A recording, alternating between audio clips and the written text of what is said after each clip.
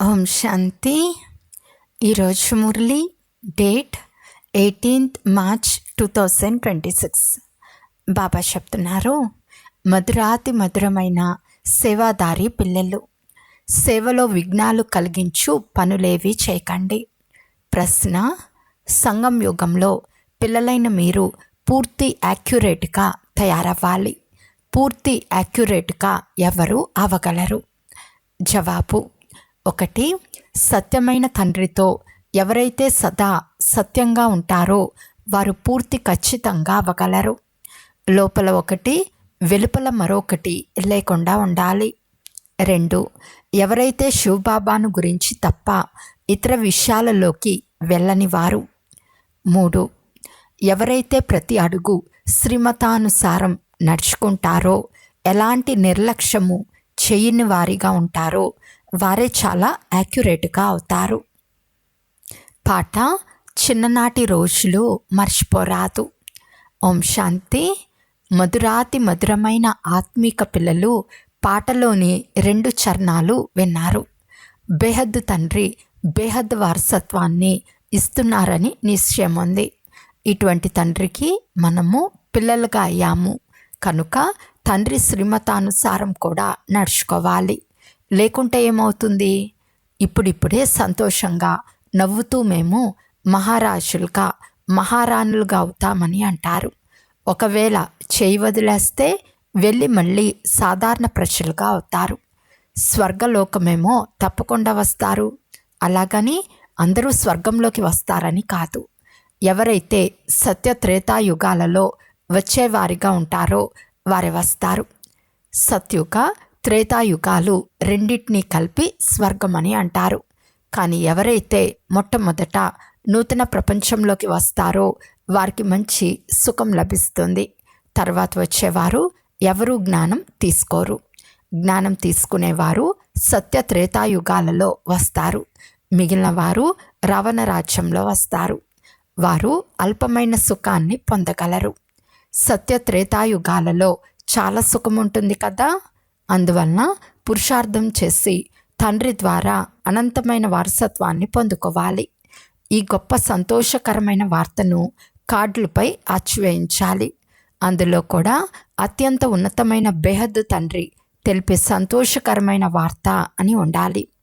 ప్రదర్శనలలో నూతన ప్రపంచం ఎలా స్థాపన అవుతుందో మీరు చూపిస్తారు కనుక చాలా స్పష్టంగా పెద్ద పెద్ద అక్షరాల్లో ఇలా రాయాలి: అనంతమైన తండ్రి జ్ఞానసాగర్లు, పతిత పావన్లు, సద్గతి దాత, గీతా భగవానుడు అయిన శివుడు బ్రహ్మకుమారీల ద్వారా మళ్ళీ కలియుగి సంపూర్ణ వికారి భ్రష్టాచారి పతిత ప్రపంచాన్ని సత్యుగి సంపూర్ణ నిర్వీకారి పావన శ్రేష్టాచారి ప్రపంచంగా తయారు చేస్తున్నారు.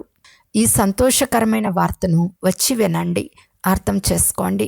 ప్రభుత్వం వారితో కూడా మీరు ప్రతిజ్ఞ చేస్తారు. మేము భారతదేశంలో మళ్ళీ సత్యుగ శ్రేష్టాచారి 100% పవిత్రత సుఖశాంతుల దైవీ స్వరాజ్యం స్థాపన ఎలా చేస్తున్నామో, ఈ వికారీ ప్రపంచం ఎలా వినాశనం అవుతుందో వచ్చి తెలుసుకోండి. ఈ విషయాలను స్పష్టంగా రాయాలి. మనుషులు బాగా అర్థం చేసుకునేటట్టుగా కార్డులపై రాయండి. ఈ బీకేలు కల్పకృతం వలె డ్రామా ప్లాన్ అనుసారం పరంపిత పరమాత్మ శివుని శ్రీమతం అనుసారం సహజ రాజ్యోగం పవిత్రతా బలం ద్వారా తమ తనువు మనసు ధనముల ద్వారా భారతదేశాన్ని ఇటువంటి శ్రేష్టాచార పావన ప్రపంచంగా ఎలా మారుస్తున్నామో వచ్చి తెలుసుకోండి.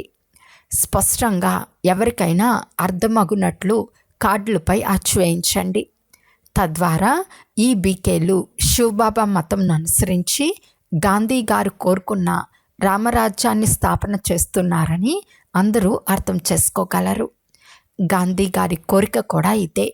వార్తాపత్రికల ద్వారా కూడా ఇలా పూర్తిగా ఆహ్వానించాలి. ప్రజాపిత బీకేలు తమ మనస్సు శరీరం ధనముల ద్వారా ఇది చేస్తున్నారని వారికి తప్పకుండా అర్థమవ్వాలి. బీకేలు కూడా డొనేషన్లు అడుగుతారని మనుషులు అనుకోరాదు. ప్రపంచంలో అన్ని డొనేషన్లు పైననే జరుగుతున్నాయి. ఇక్కడ మీరు బీకేలైన మేము మా తనువు మనసు ధనములతో చేస్తున్నామని అంటారు. వారు తమ స్వరాజ్యాన్ని తీసుకుంటారు కనుక తప్పకుండా తమ సొంత ఖర్చుతోనే తెచ్చుకుంటారు. ఎవరు శ్రమిస్తారో వారికే 21 జన్మలకు వారసత్వం లభిస్తుంది. భారతవాసులే 21 జన్మలకు శ్రేష్టాచారులుగా డబల్ కిరీటదారులుగా అవుతారు. ఈ లక్ష్మీనారాయణులు డబల్ కిరీటదారులు కదా. ఇప్పుడైతే ఒక కిరీటం కూడా లేదు. ఇదంతా బాగా అర్థం చేయించాల్సి ఉంటుంది. బీకేలు ఏం చేస్తున్నారో అందరికీ అర్థం చేయించేందుకు ఎలా రాయాలో బాబా తెలుపుతున్నారు. గొప్పవారి ద్వారా శబ్దం వ్యాపిస్తే పేదవారి మాటలు కూడా వింటారు, లేకుంటే పేదవారి మాటలు ఎవరు వినరు. షౌకార్ల శబ్దం వెంటనే వినిపిస్తుంది. ముఖ్యంగా భారతదేశాన్ని స్వర్గంగా చేస్తామని, మిగిలిన వారందరినీ శాంతిధామానికి పంపుతామని మీరు నిరూపించి తెలుపుతారు. ఇలా అర్థం చేయించాలి. భారతదేశము 5000 సంవత్సరాల క్రితం ఇటువంటి స్వర్గంగా ఉండేది. ఇప్పుడు ఇది కలియుగము, అది సత్యుగము. సత్యుగంలో ఎంతమంది మనుషులు ఉండేవారో తెలపండి. ఇది కలియుగ అంతిమ సమయము. ఇది 5000 సంవత్సరాల క్రితం జరిగిన అదే మహాభారత యుద్ధం. ఇక ఏ ఇతర సమయంలోనూ ఇటువంటి యుద్ధం జరగనే లేదు. చివరిలో 3వ ప్రపంచ యుద్ధం జరిగింది. అందుకు ఏర్పాట్లు చేస్తున్నారు కదా. ఇప్పుడు ఆటం బాంబులు తయారు చేస్తున్నారు. ఎవరి మాట వినరు. తయారు చేసిన బాంబులన్నీ సముద్రంలో వేస్తే మేము కూడా తయారు చేయమని వారంటారు. మీరు పెట్టుకుని తయారు చేయవద్దని మాకు చెప్తే మేమెందుకు వింటాము అని వీరంటారు. కానీ ఈ విధానం తయారై ఉందని పిల్లలైన మీకు తెలుసు. వారికి ఎంత చెప్పినా అర్థం చేసుకోరు. వినాశనం జరగకుంటే రాజ్యం ఎలా చేస్తారు? పిల్లలైన మీకైతే నిశ్చయం ఉంది కదా. సంశయ బుద్ధి కలవారు పారిపోతారు, ద్రోహులుగా అయిపోతారు. తండ్రికి చెందిన వారికైనా పిదప ద్రోహులుగా అవ్వరాదు. మీరు శివబాబాను స్మృతి చేయాలి. ఇతర మాటలతో ఏ లాభము లేదు. సత్యమైన తండ్రితో సత్యంగా ఉండాలి. లోపల ఒకటి వెలుపల ఒకటి ఉంచుకుంటే మీ పదవిని భ్రష్టం చేసుకుంటారు. మీకు మీరే నష్టపోతారు. కల్పాంతరాలకు ఎప్పుడూ ఉన్నత పదవిని పొందలేరు. అందువలన ఈ సమయంలో చాలా యాక్యురేట్గా తయారవ్వాలి. ఎలాంటి నిర్లక్ష్యం చేయరాదు. వీలైనంత ఎక్కువగా శ్రీమతంను అనుసరించాలి. నిరంతర స్మృతి చివరిలో ఉంటుంది. ఒక్క తండ్రి తప్ప ఇతరులెవ్వరూ గుర్తు రాకూడదు. అంతిమ సమయంలో ఎవరైతే స్త్రీని స్మృతి చేస్తారో వారు వేశ్య యోనిలో జన్మిస్తారని అంటారు. ఎవరిపై మోహం ఉంటుందో వారే గుర్తుకు వస్తారనే గాయనం ఉంది. పోను మీరు ఎంత సమీపంగా వస్తారో అంత సాక్షాత్కారాలు జరుగుతాయి. మీరు ఫలానా పనులు చేశారని బాబా ప్రతి ఒక్కరికి చూపిస్తారు. ప్రారంభంలో కూడా మీరు శిక్షలను అనుభవిస్తూ చాలా బాధగా అర్చేవారని సాక్షాత్కారాలలో చూసేవారు. బాబా అంటున్నారు, మీకు చూపించేందుకు వీరి శిక్షలు 100 రెట్లు తగ్గించి చూపించారు. తండ్రి సేవలో విఘ్నాలు ఏర్పడే పనులు చేయరాదు. చివరిలో కూడా మీకు అన్ని సాక్షాత్కారం అవుతాయి. మీరు తండ్రి సేవలో ఇటువంటి విఘ్నాలు కలిగించి చాలా నష్టపరిచారని సాక్షాత్కారంలో చూపిస్తారు. అసురీ సంప్రదాయం కదా. ఎవరైతే విఘ్నాలు కలిగించారో వారు చాలా శిక్షలు అనుభవిస్తారు. శివబాబా దర్బార్ చాలా పెద్దది. కుడి భుజంగా ధర్మరాజు కూడా ఉన్నారు. అక్కడ హద్దులోని శిక్షలు ఉంటాయి. ఇక్కడ 21 జన్మలకు నష్టపోతారు. పదవీ భ్రష్టులు అయిపోతారు. ప్రతి విషయాన్ని తండ్రి చాలా విశదంగా అర్థం చేయిస్తూ ఉంటారు. మాకు తెలియదని ఎవరు అనరాదు. అందువలన బాబా అన్ని రకాల హెచ్చరికలు చేస్తూ ఉంటారు. ప్రతి సెంటర్ నుండి ఎంతమంది పారిపోయారో గమనిస్తారు. కొందరు విసిగిస్తారు, వికారులుగా అయిపోతారు. పాఠశాలలో పూర్తిగా చదువుకోవాలి, లేకుంటే పదవి ఏం లభిస్తుంది? పదవిలో చాలా తేడా వచ్చేస్తుంది. ఎలాగైతే ఇక్కడ దుఃఖధామంలో ఒకరు ప్రెసిడెంట్, కొంతమంది షౌకార్లు, కొంతమంది పేదవారు ఉంటారో అలా అక్కడ సుఖధామంలో కూడా నెంబర్ వార్గా పదవులు ఉంటాయి. వివేకవంతులైన రాయల్ బుద్ధి గల పిల్లలు తండ్రి నుండి పూర్తి వారసత్వం తీసుకునేందుకు ప్రయత్నిస్తారు. మాయతో మల్ల యుద్ధం కదా. మాయ చాలా ప్రబలమైనది. గెలుపు ఓటములు జరుగుతూ ఉంటాయి. ఎంతోమంది వస్తారు, మళ్ళీ ద్రోహులుగా అయి వెళ్ళిపోతారు. నడుస్తూ నడుస్తూ ఫెయిల్ అయిపోతారు. ఇదెలా సాధ్యం? గృహస్థ వ్యవహారంలో ఉంటూ పవిత్రంగా ఉండగలరని ఎప్పుడు వినలేదని అంటారు. భగవాను వాచ, కామ వికారం మహాశత్రువు. గీతలో కూడా ఉంది కదా. అందులో కేవలం భగవంతుని బదులు కృష్ణుని పేరు వేశారు. కృష్ణుణ్ణి దేవత అని కూడా అనరు. అతనిది దేవతా ధర్మం కదా. కేవలం సూక్ష్మవతన వాసులు మాత్రమే దేవతలు. మిగిలిన వారంతా దైవీ గుణాలు గల మనుషులు. సత్యుగంలో దైవీ గుణాల గల మనుషులు, కలియుగంలో అసురీ గుణాల గల మనుషులు ఉంటారు. అసురీ గుణాలు గలవారు దైవీ గుణాలు గలవారిని మహిమ చేస్తారు. ఎంత భేదం ఉంది! ఎలా ఉండేవారం ఎలా తయారవుతున్నామో ఇప్పుడు మీరు తెలుసుకున్నారు. ఇక్కడ మీరు అన్ని గుణాలను ధారణ చేయాలి. ఆహార పానీయాలన్నీ సతోప్రధానంగా ఉండాలి. దేవతలకు ఏం నివేదన చేస్తున్నారో గమనించాలి.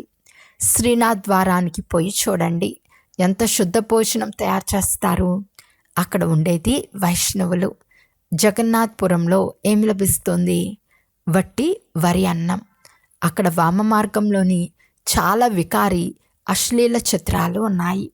రాజ్య పదవి ఉన్నప్పుడు 36 రకాల భోజనం లభించేది.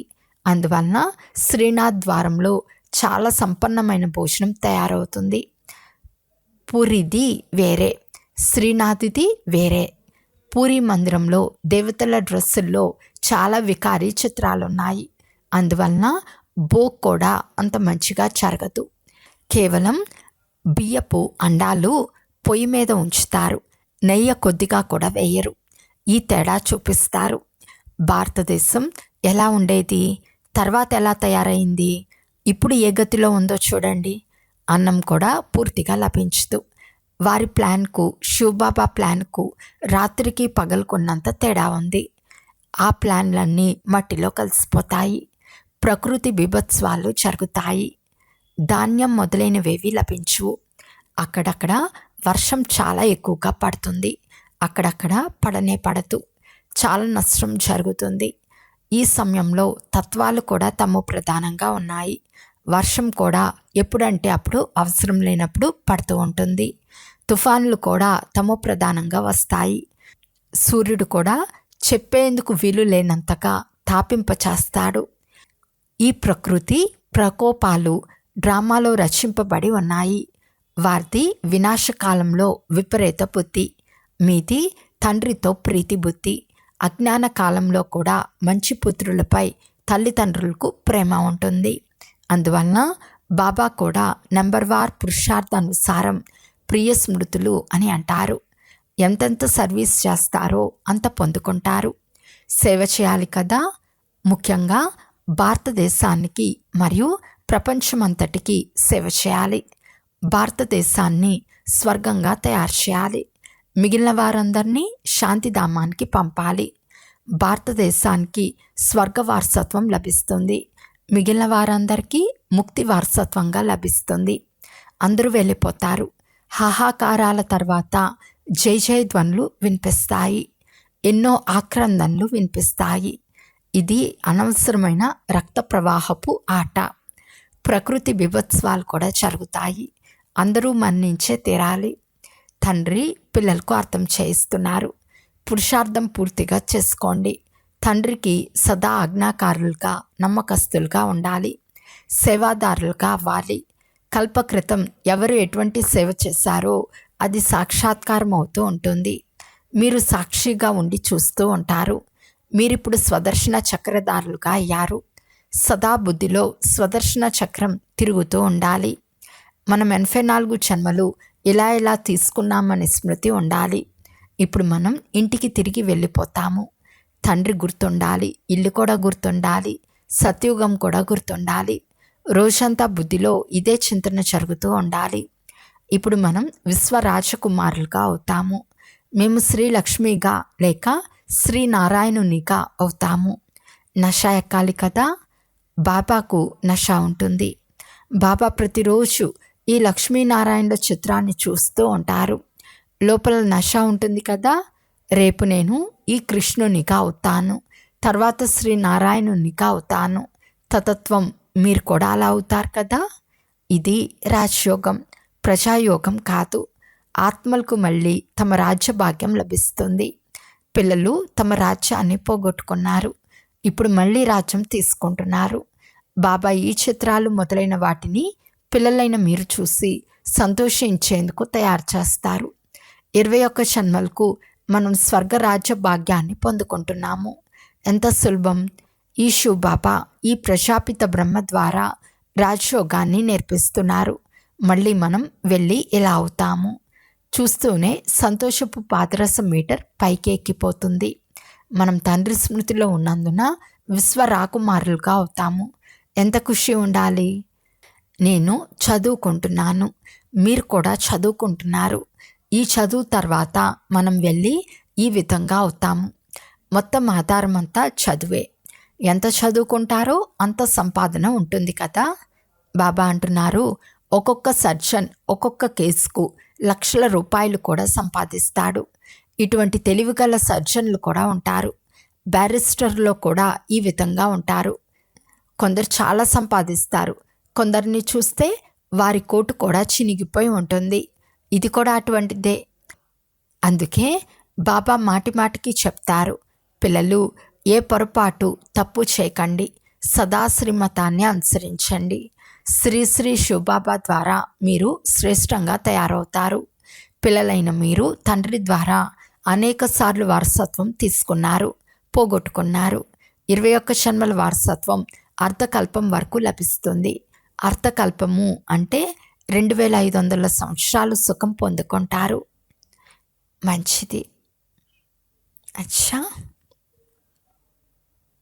మధురాతి మధురమైన అపురూపమైన పిల్లలకు మాతాపిత బాప్తాత ప్రియ స్మృతులు మరియు గుడ్ మార్నింగ్. ఆత్మిక పిల్లలకు ఆత్మిక తండ్రి నమస్తే. ఆత్మిక తండ్రికి ఆత్మిక పిల్లల యొక్క ప్రియ స్మృతులు మరియు నమస్తే నమస్తే నమస్తే. ధారణ కొరకు ముఖ్య సారము. ఫస్ట్ పాయింట్, లోపల వెలుపల సత్యంగా ఉండాలి. చదువులో ఎప్పుడు నిర్లక్ష్యం చేరాదు. సంశయ బుద్ధితో చదువు ఎప్పుడు వదిలిపెట్టరాదు.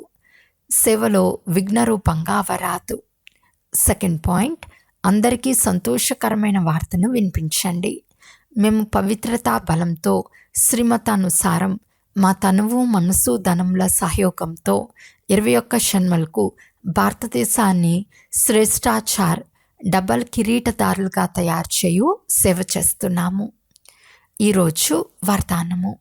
సదా పుణ్య ఖాతాను జమ చేసుకుని చేయించే మాస్టర్ శిక్షక్ భవ. మనము మాస్టర్ శిక్షకులము. మాస్టర్ అని అన్నందున తండ్రి స్వతహాగా గుర్తుకొస్తాడు. తయారు చేసే వారి స్మృతి వచ్చినందున స్వయం నేను నిమిత్తము అనే స్మృతి స్వతహాగా వచ్చేస్తుంది. విశేషంగా నేను పుణ్యాత్మను అనే స్మృతి ఉండాలి. పుణ్య ఖాతాను జమ చేసుకోవాలి మరియు చేయించాలి. ఇదే విశేషమైన సేవ.